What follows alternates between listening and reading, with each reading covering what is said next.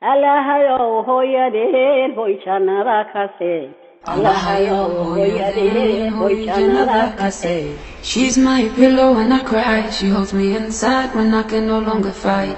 Oya is my light at night to guide me when I can't see right. Allahayo hoyade hoychana rakase. Oya is my heaven on earth when she gave birth to me. Oh, if only you knew what she's worth to me. I close my eyes every night to beg God to let her inside heaven before me. Allahayo hoyade hoychana rakase. Oh Allah, please, I beg you on my knees for my mother to be amongst the ones you are pleased with. Let her lay in the gardens of heavens, drink from the rivers like Hawa and Adam. Allahayo hoyade hoychana rakase. And I promise to pray till her sins are pardoned, erase the mistakes she ever made. Allahoyo, adiga weya nuka khalbiga hoyo. Allahayo hoyade hoychana rakase. I'll carry you across the bridge when you can't walk. I'll be a soldier when the battles get hard. Allahoya, I'll be that light now when it gets dark. I'll carry you on my shoulder, I won't get tired, I promise that fall.